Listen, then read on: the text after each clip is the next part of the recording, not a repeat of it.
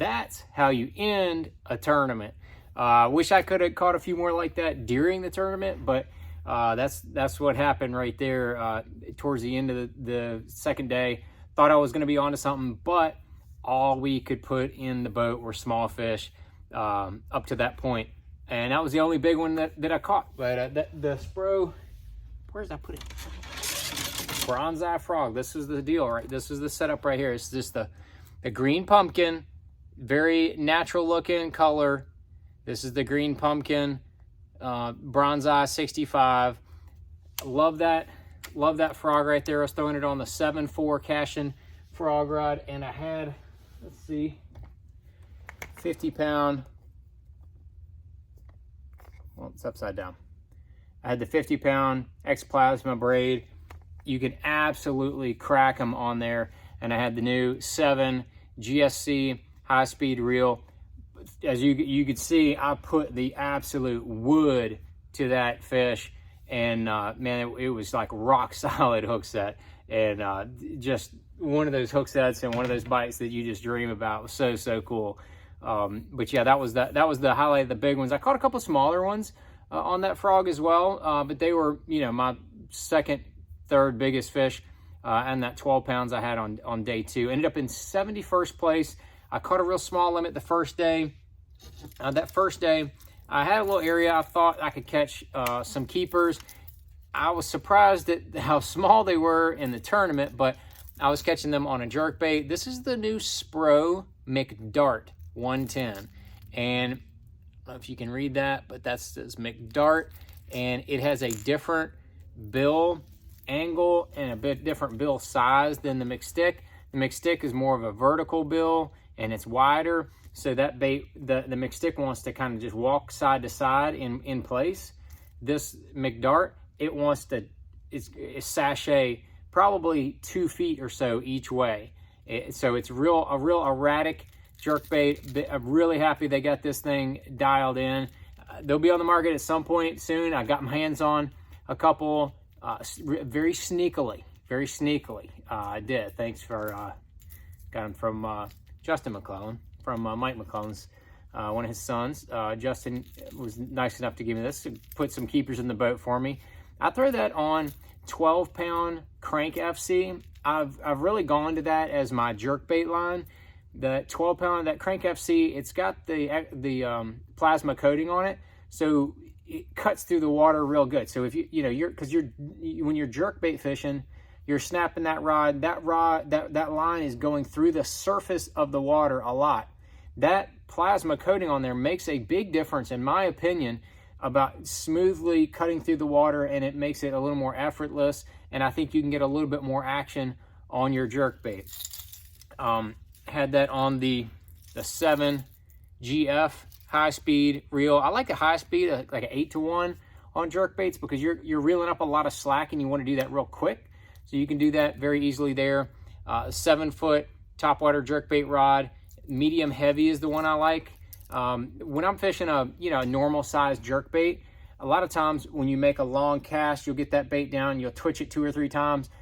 If you throw in the right area, those fish are going to come up and snag it, and they're headed back down. There's a lot of friction through of your line, a lot of drag from the water. So I like a rod that's got a little more backbone. I like that medium heavy. Still have that real soft tip, but man, it is that's the jerkbait rod right there.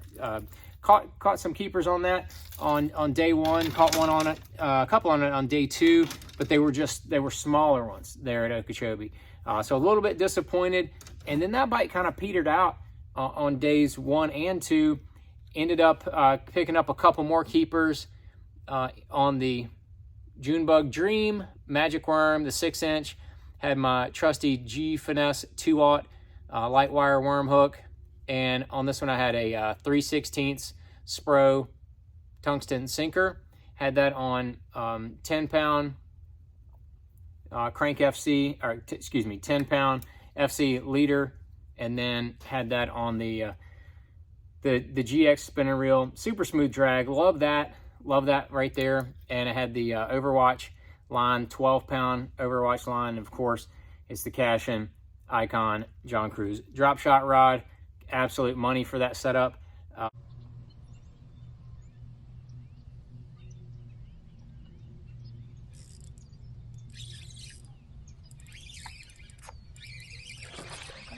Okay.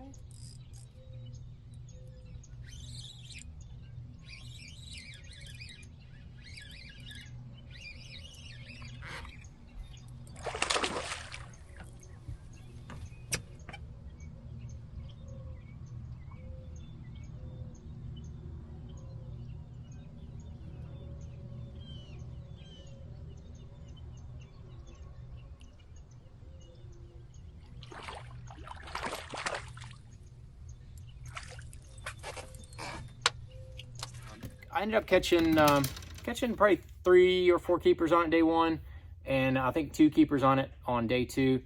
Just not the right size, the ones we needed. Also in the mix, I caught a few flipping during the tournament on the Missile Baits quiver and on a D-bomb, but nothing that helped me. I ended up weighing 1 or 2 fish each day on a June bug red mag speedworm. I was throwing a 3/16 ounce weight there. Wanted to keep that bait up a little bit. I had the 6/0 G Finesse hook. That is a bad dude right there. That G Finesse 6/0, ridiculous. That is a meat grinder of a hook, man. That thing is bad to the bone. 20-pound Sunline shooter on that setup. 7.3 medium heavy Icon cash and rod, and this is the GSC high speed reel. Big fan of that. You can just make ludicrously long casts with that. And when you're on Okeechobee, you get in, when you're out on the lake, is some of those big flats that you have, you can make just ridiculously long casts. I mean, I had a couple guys in one area. I was fishing, and I could see another guy watching me, and I cast, and it just went and went and went and went. And when the bait landed, I was just reeling, and I looked over and I saw the guy kind of turn his head real quick, and he looked at where I cast, and he looked back at me, and I could tell he was like, wow, like, did that thing really just go as far as I thought it did? Because it's pretty ridiculous how far those reels cast. So that was my setup there. The Big O, like I said, only that one big one on the frog. I stuck with it the rest of the afternoon and upgraded a little bit, but no more of those really big bites I could get in the boat.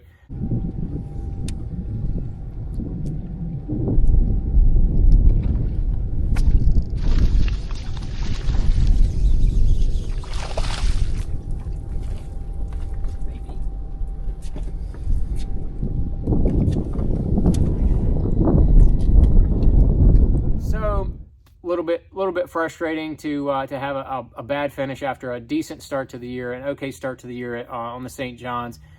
So it just can't be having any finishes below where we just did, and we're going to be going to another river system next, going down over there to the Albemarle Sound in the Pasquotank. Swindle calls it the Past My Taint River. I mean, it kind of sounds like that, but that's where we're going to be going next. Love me some rivers. Looking forward to that event. And again, like Milliken says, drop the scope, not the soap. So everything will be good down there. Don't expect a lot of scoping. I think it's going to be an absolute slugfest. Going to be sticking with the big line. I might throw the spinning rod here and there, but don't count on it. It'll be a lot of bubba fishing, a lot of power fishing. It's going to be a lot of fun. Anybody has anything to say about Okeechobee, drop it down there in the comments. We want to see, as I'm filming this, Brandon Pollock is absolutely lapping the field, having a phenomenal event. It looks like it's his tournament to win. I don't think that anybody has a chance. Some guys are basically just fishing for second place. Brandon has an amazing event. Really good dude. Really happy for him. Anybody has any comments, drop it down there. I mean, anything I missed. I fished in a couple canals, out on the lake some, mostly on the north side. I did not fish down on the south end. You got to make a commitment. You just can't practice everywhere. And since we went out of the north end, I stayed basically from like west, observation shoal north. But appreciate everybody watching, and look forward to getting back out there here in about another month. Got the Classic before then, so hopefully we'll have some fun there. I know I'm gonna have some fun, but I hopefully see a lot of you guys there.